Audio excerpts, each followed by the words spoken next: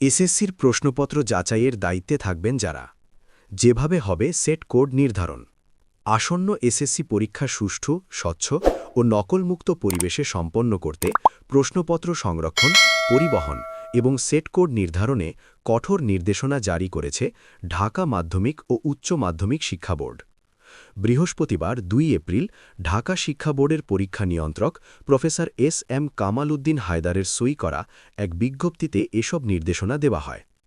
বোর্ডের নির্দেশনা অনুযায়ী পরীক্ষা শুরুর ৩ দিন আগে ট্রেজারি বা থানা লকারে সংরক্ষিত প্রশ্নপত্রের প্যাকেট সংশ্লিষ্ট তালিকার সঙ্গে মিলিয়ে যাচাই করতে হবে। এ সময় ট্রেজারি অফিসার, উপজেলা নির্বাহী অফিসার, কেন্দ্র সচিব এবং পরীক্ষা পরিচালনা কমিটির সদস্যদের উপস্থিতি বাধ্যতামূলক করা হয়েছে।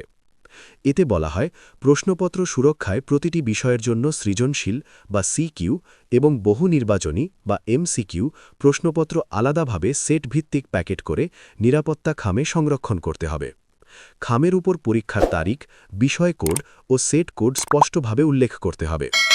কোনো ধরনের ত্রুটি ধরা পড়লে তার দায় কেন্দ্র সচিবের ওপর বর্তাবে বলে জানানো হয়েছে।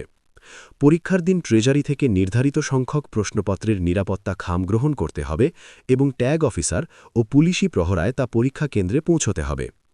এতে আরও বলা হয়, সেট কোড নির্ধারণের ক্ষেত্রে মোবাইল ফোনে প্রাপ্ত এসএমএসের মাধ্যমে নির্ধারিত কোড নিশ্চিত হওয়ার পরই প্রশ্নপত্রের প্যাকেট খোলা যাবে। এ সময় দায়িত্বপ্রাপ্ত ট্যাগ অফিসার ও পুলিশ কর্মকর্তাকে সেট কোড প্রদর্শন করতে হবে। অন্য সেটের প্রশ্নপত্র সরিয়ে নিরাপদে সংরক্ষণ করতে হবে।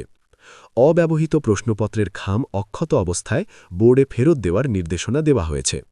নির্ধারিত সেট কোড ব্যতীত অন্য কোনো সেটের প্রশ্নপত্র ব্যবহার করে পরীক্ষা নেওয়া হলে সংশ্লিষ্টদের বিরুদ্ধে বিভাগীয় শাস্তিমূলক ব্যবস্থা গ্রহণ করা হবে বলে বিজ্ঞপ্তিতে উল্লেখ করা হয়েছে।